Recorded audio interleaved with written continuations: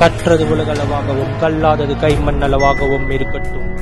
Hello everyone, எல்லாரும் எப்படி இருக்கீங்க? நல்லா இருக்கீங்களா? இனி நம்ம பேச போகிற டாபிக் என்ன அப்படின்னு பார்த்தீங்கன்னா, தமிழக வெற்றி கழகத்துடைய தலைவர் விஜய் அவர்கள் இன்னைக்கு அந்த கட்சியினுடைய கொடியையும் அப்புறமா அந்த கட்சிக்கான ஒரு பாடலையும் ரிலீஸ் பண்ணியிருக்காரு.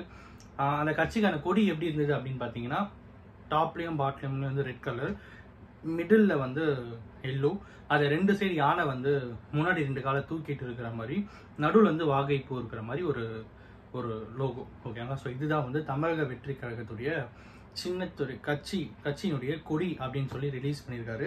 அப்புறம் ஒரு பாடல் இது பண்ணியிருக்காங்க. அந்த பாடலுக்கு மியூசிக் போடுறது தமன் அப்படின்னும், அப்புறம் லிரிக்ஸ் விவேக் அவர்கள் அப்படின்ற மாதிரி சொல்லியிருக்காங்க. இன்னைக்கு ஒரு ஃபங்க்ஷன் ஏற்பாடு பண்ணாங்க. அந்த ஃபங்க்ஷனில் விஜய் அவர்கள் சொன்ன விஷயங்கள் என்ன அப்படின்னு பார்த்தீங்கன்னா, ஃபர்ஸ்ட் ஒரு உறுதிமொழி ஒன்று ஏற்றாங்க. அதில் தமிழ்நாட்டு மக்களுக்கும் அப்புறம் தமிழ் மொழியை காக்கணும் அப்படிங்கிற மாதிரியும், அப்புறம் இந்த நாட்டுக்காக எவ்வளோ பேர் எண்ணற்ற உயிர்கள் தியாகிகள் நிறைய பேர் இருக்காங்க, தியாகம் பண்ணியிருக்காங்க, உயிர்களை தியாகம் பண்ணியிருக்காங்க.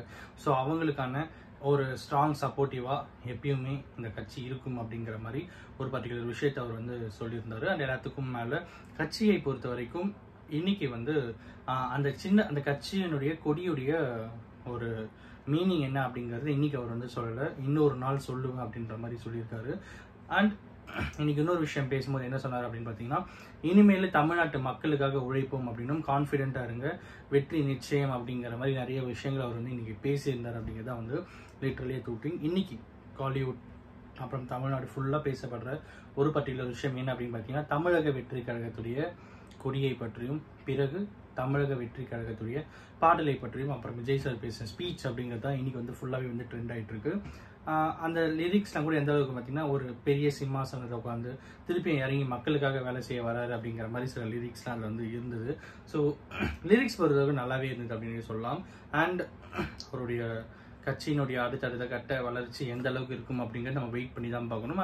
அண்ட் அஃப்கோர்ஸ் மக்கள் தீர்ப்பே மகேசன் தீர்ப்பு அப்படின்னும் போது அவருடைய பொலிட்டிக்கல் இன்வால்மெண்ட் எந்த அளவுக்கு இருக்கும், அவருடைய பொலிட்டிக்கல் மூவ் எந்த அளவுக்கு இருக்கும் அப்படிங்கிறத நம்ம வெயிட் பண்ணி தான் பார்க்கணும். அப்படிங்கிறதா லிட்டரலி ட்ரூ திங். இன்னைக்கு நான் இதை உங்ககிட்ட ஷேர் பண்ணோம் அப்படின்னு சொல்லி, அஃப்கோர்ஸ் அடுத்த அப்டேட்டில் அவர் என்ன சொல்ல போறாரு அப்படின்னு பார்த்தீங்கன்னா, கட்சியினுடைய கொள்கைகள் என்ன, முடிவுகள் என்ன, இது எல்லாத்தையுமே ஒரு நாள் நம்ம பேசுவோம். அன்னைக்கு பேசும்போது கட்சியின் கொடியினுடைய மீனிங் என்னன்றதை நான் சொல்றேன் அப்படின்ற மாதிரி சொல்லியிருந்தாரு. அண்ட் அஃப்கோர்ஸ் இன்னைக்கு இதான் உங்களுக்கு நான் ஷேர் பண்ணோம் அப்படின்னு நினைச்சேன். Thank you so much.